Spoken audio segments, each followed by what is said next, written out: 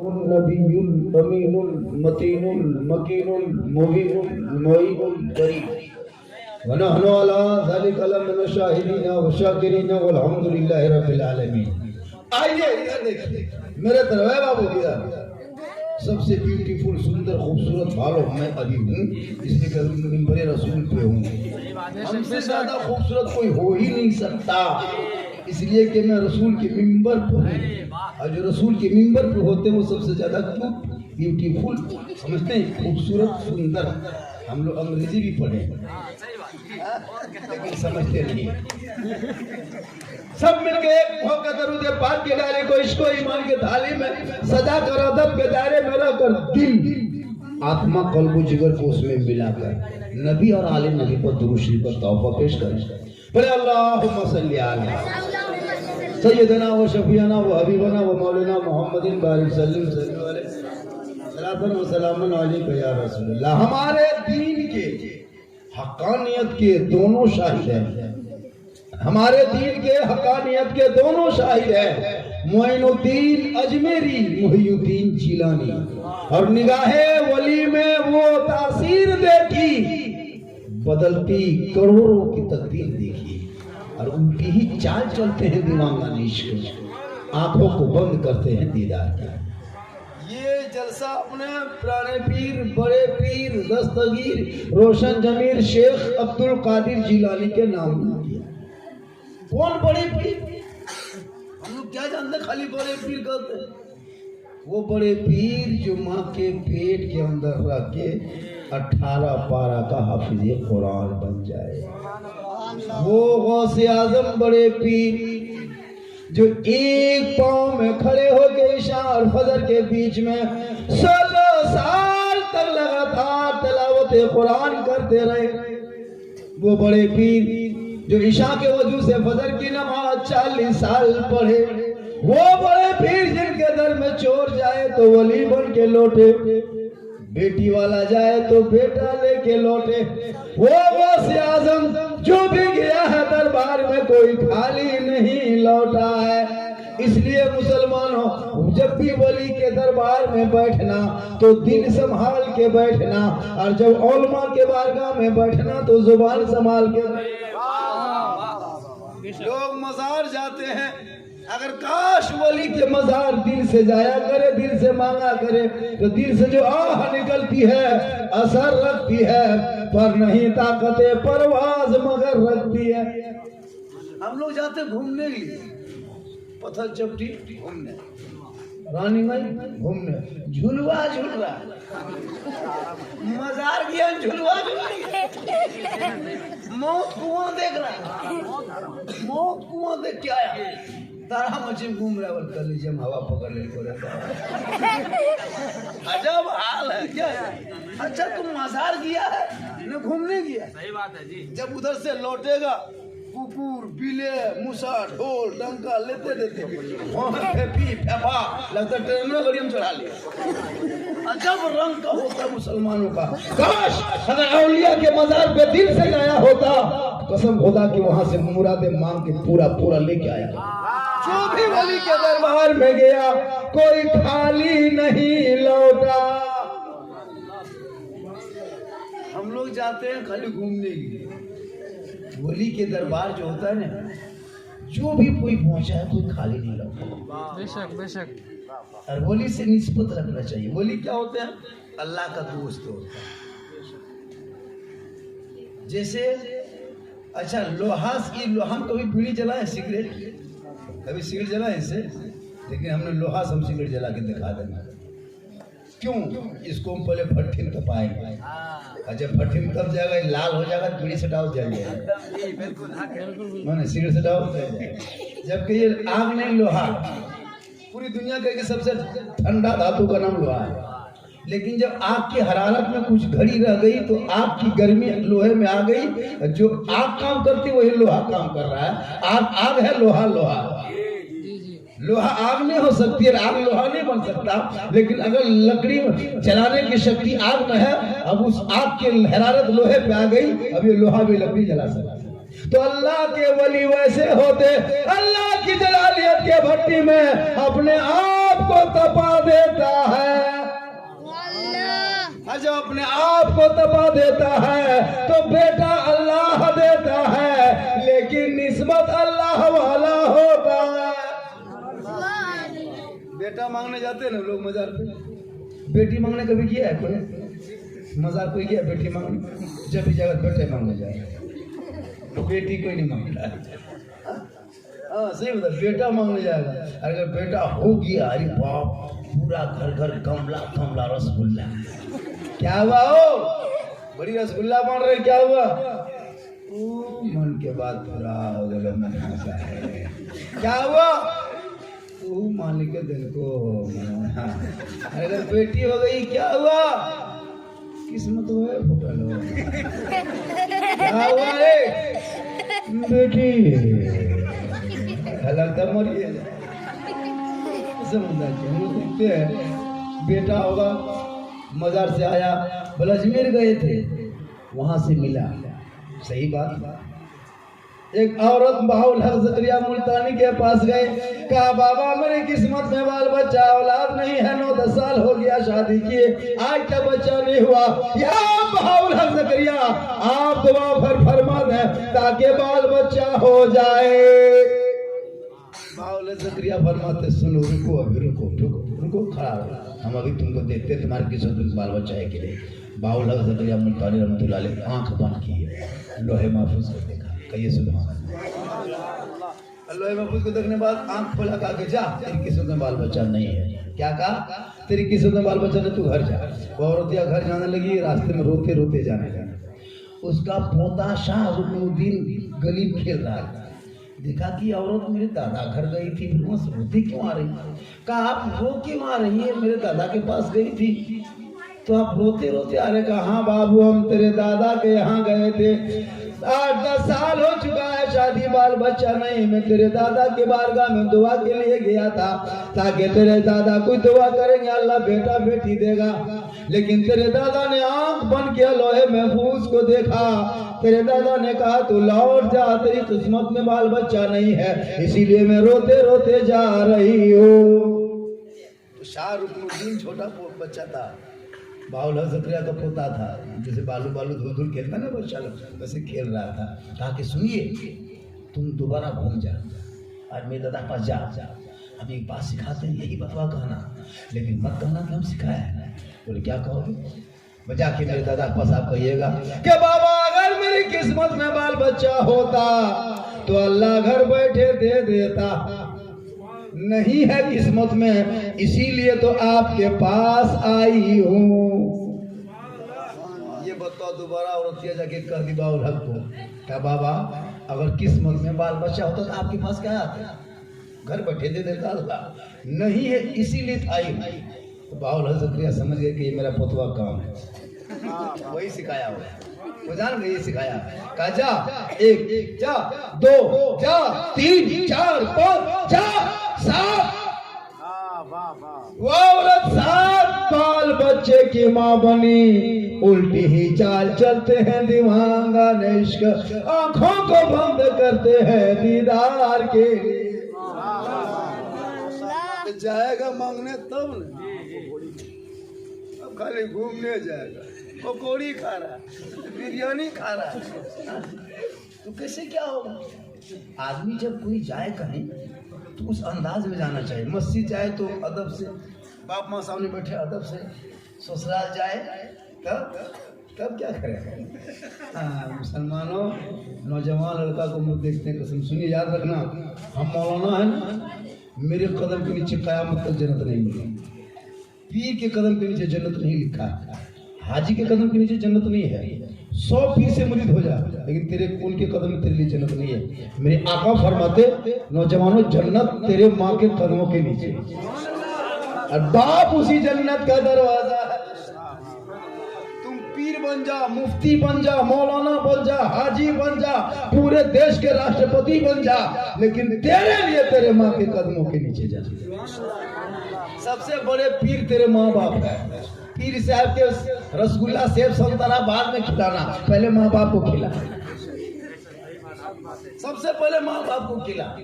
लेकिन हम लोग माँ बाप को गुलगुल्ला से भेंट में, और अगर पीर साहब आ जाए हजरत हजरत हजरत तो जो किसमें आगे पीछे घूम रहा है, अरे बाप को कभी गुलगुल्ला से भेंट नहीं। अरे हजरत को खिलाओ ना, मना कौन करता है? हम लोग भी पीर मानने वाले, हम लोग भी सिलसिला वाले। तो फिर माँ बाप को छोड़ के एक सहाबी गए नबी की बारगाह में, कहा या रसूल अल्लाह मैं हज के लिए जाना चाहता हूँ, मेरे पास दौलत नहीं, मैं हज कैसे करूँ? मेरे आका फरमाते अगर दौलत नहीं तो तेरे माँ बाप है, तू पलट के घर चला जा, अपने माँ बाप की खिदमत करना, चेहरा देखना, उनसे मोहब्बत करना। एक बार अगर मोहब्बत से देखा, घर बैठे बैठे तुम्हें एक हज मकबूल का सवाब मिल जाएगा। लेकिन आज क्या कसम खुदा की, देखिए माँ बाप को खिलाना, ये जो माँ बाप है बहुत बड़ी पीर है आपकी। कहीं भी जाओ माँ की दुआ जाता है। बड़े बड़े गाड़ी में, ट्रक में देखिएगा लिखा रहेगा माँ का आशीर्वाद। देखिए कि नहीं, हर गाड़ी हिंदू बरादरी चाहे मुस्लिम है, माँ का आशीर्वाद। किसी गाड़ी में लिखा देखे सास का आशीर्वाद। अगर एक दिन लिख दो सास के आशीर्वाद, गड़िया 7 पलटन में दोबारा करवो नहीं मिलेगा। जहाँ सास का नाम लिखा कंगड़िए गए, लेकिन माँ का आशीर्वाद लिख दो, गाड़ी का समुदाय के रोड पे चली खतरा टल जाए, है कि नहीं? इसलिए याद रखना मुसलमानों, अजमेर जाने से पहले, कलियर जाने से पहले, देवा जाने से पहले, कचौछा जाने से पहले, अजमेर बगदाद जाने से पहले अपने माँ बाप के पास पहले जाना, उनको खुश करना, राजी कर लेना। अगर घर में तेरे माँ बाप राजी हो गए, अजमेर जाओगे, अजमेर का ख्वाजा भी राजी होगा, मदीना जाओगे, मुस्तफा भी राजी होगा। एक आदमी बहुत गरीब था, वो सोचता था कि हम अजमेर जाएंगे हर साल। अजमेर जाने के चक्कर में वो आता था घर, और वो क्या करता, रेलवे स्टेशन के पास वो तांगा गाड़ी चलाता था, घोड़ा गाड़ी करते हैं, सवारी ढोता, पैसा आता, घर आता। मुसाफिर उतरता ट्रेन से, कहाँ से आ रहे भैया? बोला अजमेर से आ रहे। उसके दिल में लगता है या अल्लाह हम भी अजमेर जाते हैं। फिर कोई जा रहा, भैया कहाँ जा रहे हैं? बोला हम अजमेर जा रहे हैं। तो वो गरीब बेचारा सोचता या अल्लाह सब आ रहा जा रहा, हम भी जाएंगे। एक दिन अपने घर की बीवी का सुनिए, लोग अजमेर जा रहा, हम भी जाना चाहते हैं। बोले अजमेर जाएगा, अजमेर जाएगा तो गाड़िया कौन चला? हर गाड़ी नहीं चलेगी, पैसा कहाँ जाएगा? इस राजा खबरदार मत करना, गाड़ी चला। बीवी डांट दी, शोहर बेचारा फिर गाड़िया ले चला गया स्टेशन। फिर चलाया 2-4 दिन, फिर आदमी उतरता, अजमेर से आ रहे हैं, फिर जाने वाला अजमेर जा रहे हैं। फिर गरीब सोचता या अल्लाह सब आ रहा, सब जा रहा है, अब की हम क्या करें? तो फिर बीवी कहा सुनो, तो सब जा रहा था, हम भी जाना चाहते हैं। बोला फिर वही बताओ, अजमेर अजमेर का रट लगा के खबरदार बताओ मत लीजिए, गाड़ी चलाइए। मर्द सोचा जब जब बीवी पूछते तो ये मना करती है, डांटती है, अब पूछना गछना कौन? हिम्मत जुटाया, जाके बाजार में तंगा गाड़िया बेच दिया। घर आया भी बोली तंगा गाड़ी कहाँ है? बोल बेच। बोल क्यों? बोला अजमेर चाय। मर्द गरम हो गया तो बीवी न, तब जाइए नहीं मानिए। आज भी ये हाल है ना घर में, आप थोड़ा नरम हो जाए, देखिएगा बीवी कर, आप थोड़ा कम रहिए, बीवी ममता बना रही एकदम गर्म होता है ना। आप वो गर्म होगी तो ना, एक आदमी नहीं लगे गांव में, वो शोहर था, कहीं से मार्केट से आया, बीवी जल्दी चाय पका के जब चाय बना के लाओ, वरना बीवी सोची अल्लाह चाय जल्दी नहीं देंगे, वरना पटा देगा, मार देगा। जल्दी खाना पकाओ, वरना नाश्ता लाओ, वरना वरना वरना सुन के बीवी सूख गए। या अल्लाह ये वरना क्या करेगा रे बाबा, वरना क्या करेगा? एक दिन जब पाकल गई पानी ला, दूसरी औरत मुलाकात हो गई, कहाँ रे बड़ी तुम दुबली पतली हो गई, क्या हुआ? बल कहाँ करे रे, इसका पापा कहीं से आता, बड़ी डांट डपट करता है। अभी कहा के जल्दी पानी गर्म करो, ठंडा महीना था, जल्दी पानी गर्म करो, नहा के बाजार जाएंगे, वरना। ये बोली सुनो, तुम आज हिम्मत जुटा के कहना वरना क्या करें? हाँ बीबी चापाकल से पानी लेके आ रही थी, शोर बोला जल्दी पानी गर्म करो, नहा के जल्दी बाजार जाएंगे, वरना। बीबी बाल्टी रखी, कहा वरना क्या कर लो। शोहर बोला वरना ठंडा पानी से नहा लो, वरना ठंडे पानी में नहा लो, गरम बीवी तो नरम। ये हाल हर जगह है। थोड़ा आप गरम हो जाइए। होम मिनिस्टर है, वो बीवी क्या है? Home minister. कसम खुदा की हम लोग पानी फूंकते हैं, असर नहीं होता। इमाम साहब 7 मरतबा फूकेगा, असर नहीं। पीर साहब 22 मरतबा फूके, असर नहीं। हाजी साहब 13 मरतबा फूके, असर नहीं। लेकिन अभी की बीवी अपने शोहर के कान में एक दिन फूकती है, 3 साल असर। क्या जो करके फूकी रे बाप वही जानता, वो मंत्रवा कोई नहीं जानता उसके बारे में। एक मरतबा बीवी शोहर के कान में फूके, और मैया साथे ना रहो। तुम आपको रख लीजिए। अच्छा प्रॉब्लम होता है बीवी, बीवी जो है बीवी काहे रहेगी? पीर बीवी तो ज्यादा असर पीर के तरह अजब रंग अजब रूप कर देता है। वही हाल हुआ जब वो मोर शोहर ताना गाड़ी बेच दिया और अजमेर का सफर किया, इरादा मजबूत किया, सर पे टोपी पहना, हाथ में तस्बीह लिया, अल्लाह अल्लाह कहते अजमेर की धरती पहुंच गया।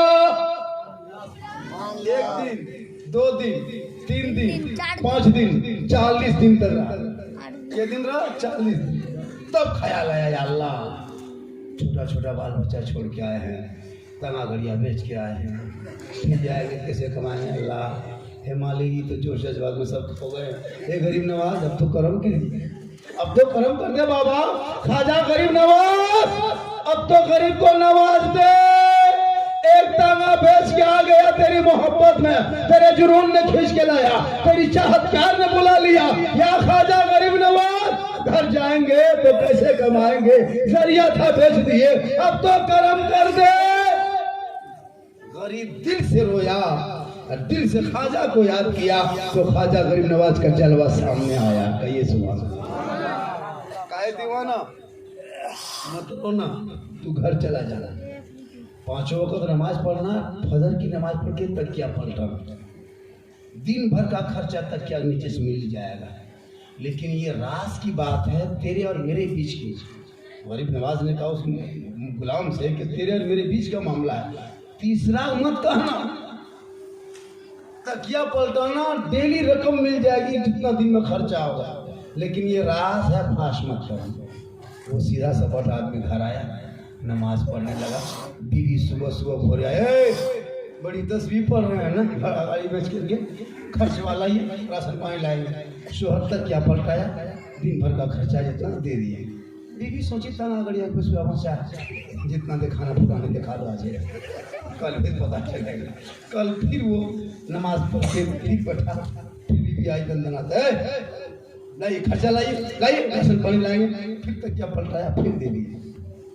3 दिन जब दिया, चौथे दिन बीवी का माथा टनका। ये डेली पैसा, ये जब तक गाड़ी चलाता था तब इतना पैसा नहीं लेता था। ये दिन भर टोपी पहन के खाली मस्जिद में आना जाना करता है, ये रात में 2 नंबरी धंधा चोरी चोरी करता है, पैसा आता है। एक दिन बीवी आएगा, सुनिए आज तक क्या पलटना बंद, खाना बनना बंद, चूल्हा जलना बंद। कहा क्यों? कहा कहना होगा ये पैसा आता कहाँ से।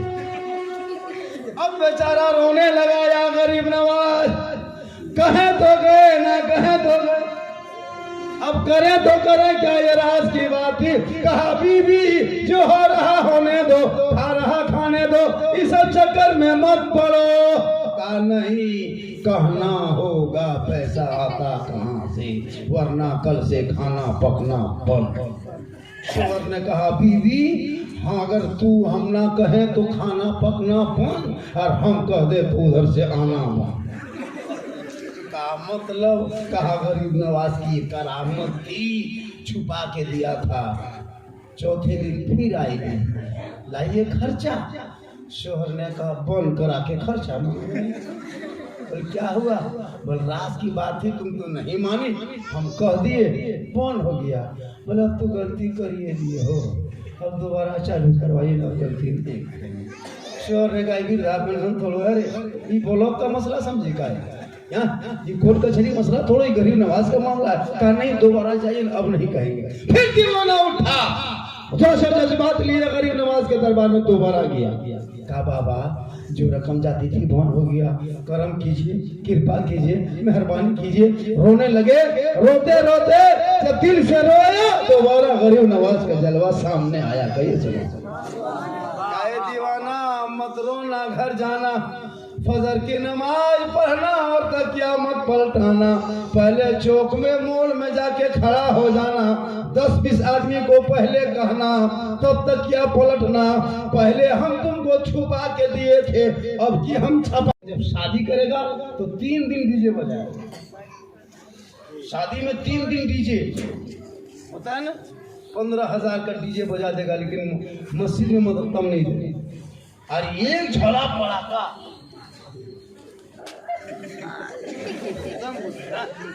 पड़ाका ले जाता है।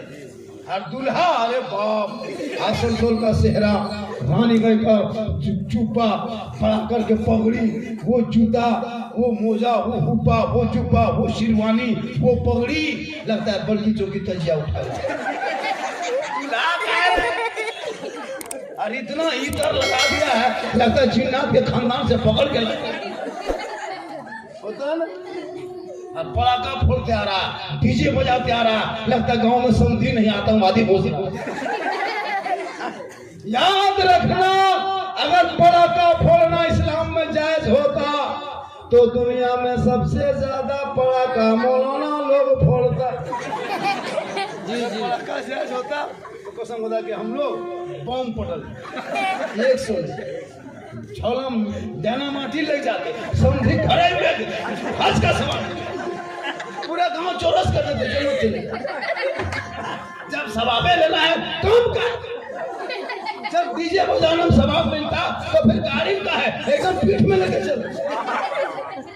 याद रखो, उन पैसों को बचा के बच्चों के तालीम में दे दिया करो, ताकि तेरा बेटा पढ़ेगा बाप से कहेगा, हे बाबा मैं नबी का गुलाम हूँ, अली के चाहने वाला हूँ, गौस का मस्ताना हूँ, ख्वाजा का दीवाना हूँ। दुनियादार के नाम पे न बेचना, मैं तो अहमद मुख्तार के नाम पे बिक चुका। लेकिन बाहर मुसलमान इतना खर्चा करता है, लेकिन बेटा एकदम देखने में लगता है अल्लाह मुर्शिदाबाद वाला है एकदम। कितना लिया रे बेटा? 2 लाख। साथ में प्रोफेसर पूरो स्कूबर और बेटा बगैर कोबर। कसम खुदा उतना खर्चा करने के बाद डीजे के टाइम में भीड़, खाने के टाइम में भीड़, पड़ाका के टाइम में भीड़, लेकिन सुन्नत मुस्तफा के टाइम में कोई नहीं, खुतबा के टाइम में कोई नहीं, इजाबो कबूल के टाइम में कोई नहीं।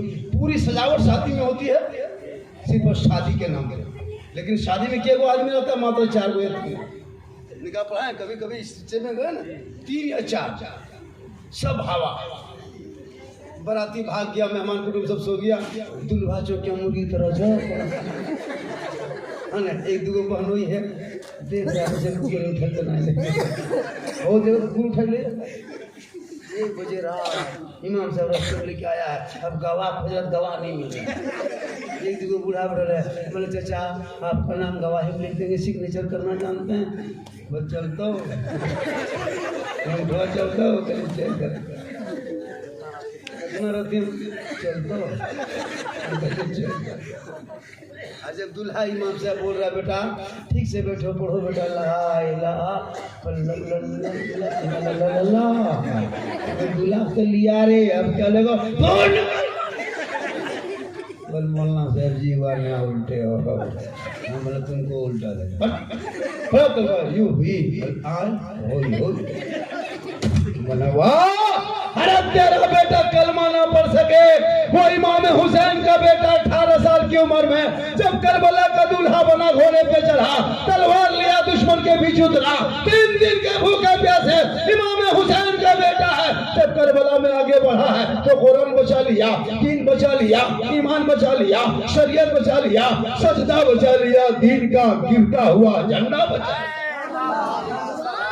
तेरा बेटा है कि कौम की एक बेटी न बचा सके, वो तेरा भाई है कि समाज की एक बहन न बचा सके, 30 करोड़ भारत के मुसलमान एक बाबरी मस्जिद न बचा सके।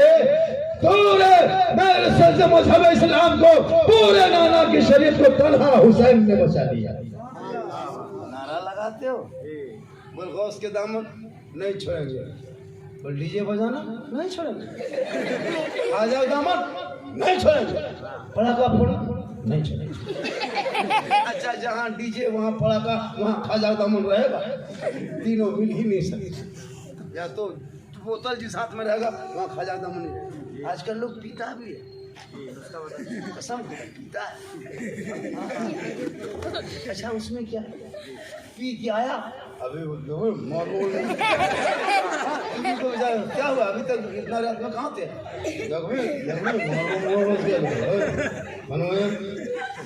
वाह रे मुसलमान, काश तू अगर गुलाम हुसैन बन के घर पहुँचता तो तेरी बेटी कलीजे फातिमा बन के सलाम करती। आज हमारी बीवी क्यों नहीं सलाम करती है? हिंदू बरादरी में देखना, पूजा करके लौटती लड़कियां औरतें ना तो अपने सासू के पाँव छूती है, शोहर का पाँव छूती है, उनका संस्कार है तो मानती है। लेकिन हम लोग का संस्कार है कम से कम महीना में नहीं तो हम ये डेली नहीं, 2 दिन में नहीं, 3 दिन में नहीं तो सप्ताह दिन नहीं, लेकिन तो सलाम करना चाहिए। जैसे हम लोग जुम्मा पढ़ के सब मर्द सब चले जाते जुम्मा पढ़ने, ठीक जुम्मा पढ़ के घर घुसे, सबके घर की बीवी सलाम करे तो गरीब की झोपड़ी में जन्नत का नमूना नजर आए। लेकिन हम लोग का सिस्टम नहीं, सलाम कर भी कर। एक साल को अक्षर में ईद में एकदम तैयार, चौकीदार के दूरी HD सलाम, कसम उधर से आइए अस्सलाम वालेकुम, छावड़ा हो गई किसी से तो खा लेना है लगे ईद में सलाम, बकरीद में मिस कॉल, बाकी बछर सोचो। मतलब वो अभी सब में ईद में सलाम करेगी, पहले कपड़ा खोल के देखेगी, अगर ईद में ठीक ठाक कपड़ा रहा तब सलाम ठीक ठाक, अगर कपड़ा मोटा मोटी रहा तो सलाम मोटे मोटी, अगर कपड़ा मोटी पत्ती नहीं रहा तो सलाम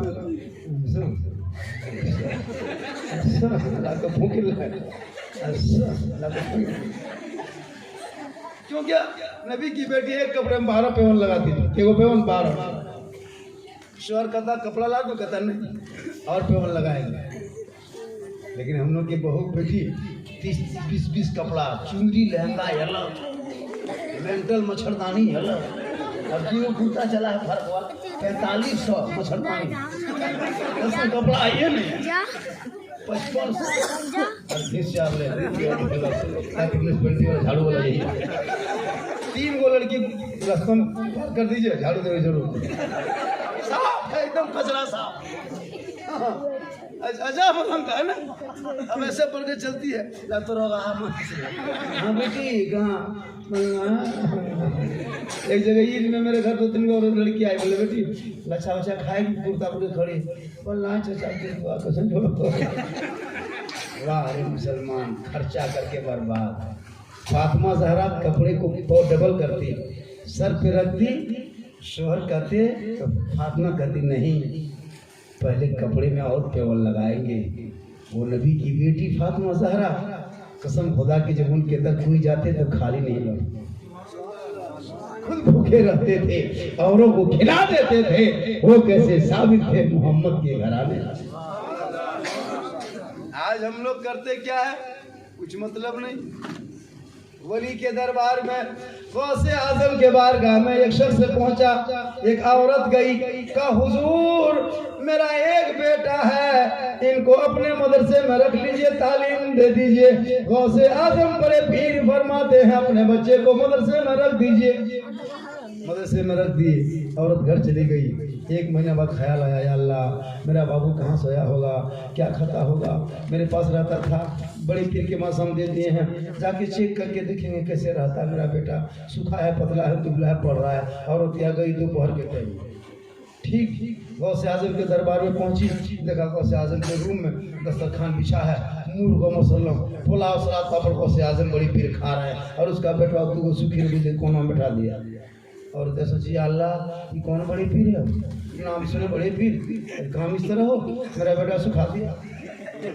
पतला दुबला हो गया, सूखी रोटी दे दिया और तिया जाके अपना बेटा हाथ पकड़ी, कहा बेटा चलो घर नहीं पढ़ना हो, नहीं पढ़ना, गौर से सुनिएगा, नहीं पढ़ना।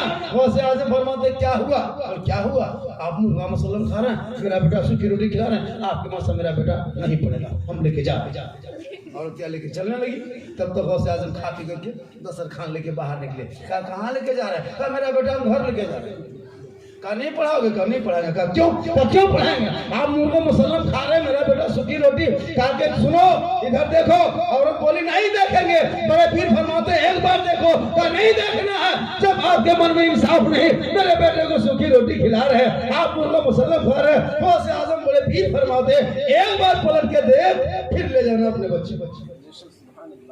गौसे आजम के दरबार में औरत दोबारा जब पलट के देखी, तब तो गौसे आजम दस्तरखान को नीचे झाड़ दिया। दस्तरखान में जो हड्डी उड्डी जो थी ना, सब जमीन पे गिर गई और सब छूट करके एक मुर्गा उठ के खड़ा हो गया। मुर्गा देख के बुढ़िया घर या अल्लाह, हड्डी गिरी, मुर्गा खड़ा हो गया। दौड़ के गए, यहाँ बड़े फिर गलती हो गई, पहचानने में मुश्किल हो गई, गौसे आजम माफ कर दीजिए।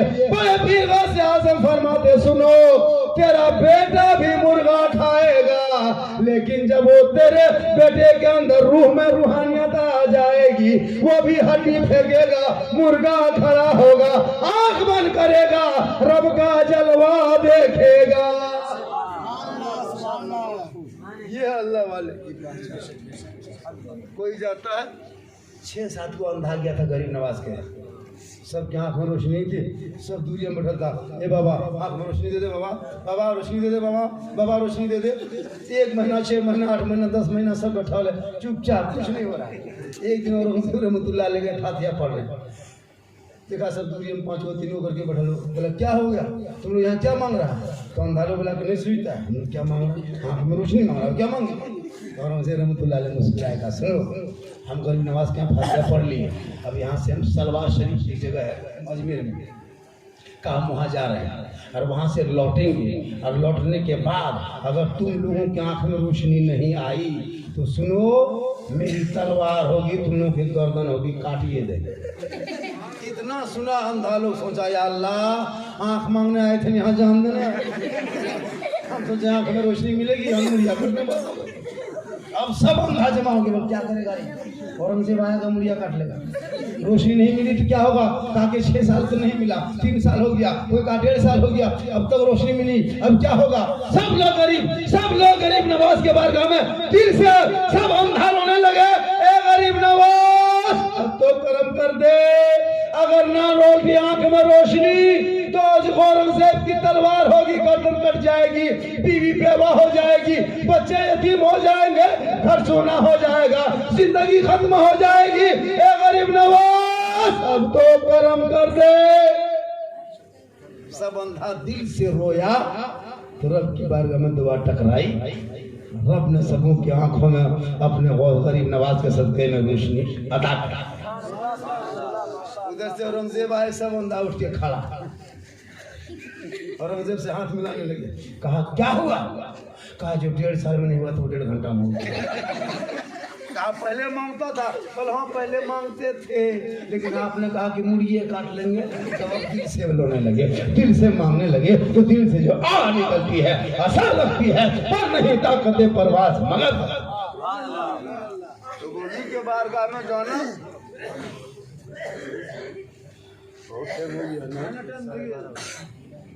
और 10-20 मिनट बोल, आप लोग थके क्या, कितना आदमी सुनना चाहता था, हम तो पैसा पड़ी नहीं लगो, सुधार में हाथी बन गए, 10 टका ठकाने वाला बोनी तक नहीं हुआ, रिकॉर्ड टूट गया, रिकॉर्ड जगना चूर हो गया। पहली बार ऐसा हुआ, आधा घंटा तक उसके बाद बोनी नहीं हुआ, दोनों हाथ उठा दिए। अरे मतलब कहा दिया, मतलब ये बात के बाद तो जरूरी नहीं, मोहब्बत दे देगा फिर लगा। देखिए ये मोहब्बत है, ये सब मोहब्बत बीच में रखिएगा, आप लोग मोहब्बत पहले खत्म करिए, मोहब्बत बचा के रखिए, आखिरी मोहब्बत मुकाम होगा। हाँ सेटिंग में थोड़ा सा गड़बड़ी ना भाई। अब जिसको जिसको पेश करना था अब सब हड़बड़ा के खड़ा हो रहा, कोई पढ़ रहा, कोई हो रहा, कोई चला। अरे सबको वो तो आहिस्ते आहिस्ते पढ़ाओ, जलसा हो रहा, लोग चंदा कर रहा है क्या, सब मिलके ना कर रहा है प्रोग्राम, सब मिलके कर रहे हैं यहाँ जो मोहल्ले में। कितनी मुश्किल से चंदा किया होगा, कोई 10 टका दिया होगा। अब कहाँ मोहल्ला है तो 10 टका कहाँ अमेरिका से है 10 रुपया देता है, 50 टका चंदा। अच्छा मोहल्ला बोला है तो 50 टका मौजूद भी नहीं है आजकल है ना। लेकिन माशाल्लाह आपका जलसा आज 102% कामयाब। जो लोग चला गया वो पछताएगा, सुबह कहेगा मौलाना झारखंडी जामतोड़ा से आए थे, कैसा था? आप लोग कहिएगा जीन जैसा था। पगला जाए, वो जीन कैसा था? वो जीन जैसा था। हालत खराब क्या? अच्छा कुछ लोग सुन के चला जाता है, अरे आखिर तक सुनो क्या, सुन के जाओ। इस तकरीर में लोग बोर नहीं होता है, मैं ऐसी बात बोलता हूँ लोगों के दिल में अट जाता है। जो वाक्य बयान करता हूँ जगहों से आजम पर चौधरी नवाज पर जो भी बयान करता है लोगों के नजर तक हटता है, तकरीर उसी के नाम है। बोलने का मौला कर था दिल्ली में कुतुब मीनार है, एक आदमी सुन लिया दिल्ली में कुत्ता बीमार है तो होश हाथ से सुना बहुत अच्छा सुना। 50 का है, 100 टका मेरी किस्मत में है ये नहीं बेटा, नहीं जिंदगी नहीं मिलेगी, किस्मत में रहेगी तब। सब सिस्टम छोड़ो, एक जगह दे दिया था 1 घंटा थरथरी उठ गया, एक जगह 500 दे दिया था तुम कौन चले गए थे बेहोश, 2000 से खाटी में देना इसलिए देखिए पैसा बड़ा है ये सुभान। अरे ठीक ठाक, अल्लाह ताला उन्हें बरकत अता फरमाए। क्या नाम हो गया? मोहम्मद आजाद खान। कितना बड़ा नाम। एक जगह साहेबगंज में जलसा था, एक बूढ़ा आके दिया मुझको पैसा, हमने कहा चाचा आपका नाम क्या? सोचे कि नाम कहेंगे मैक में तो चाचा आप खुश होगा, बल गोबरा मिया। हमने चाचा गोबर मियाँ नहीं होता है, गोबर जब तो गोठे होता है, मियाँ कैसे हो गया? कोई दूसरा नाम है? बोल हाँ हजरत आधार कार्ड में चढ़ा है बेंगा मियाँ। ये गोबरे ठीक है बेंगा फूट गया। यही दो नामों बड़ी खतरनाक आता है, कम से कम बढ़िया नाम रहना चाहिए।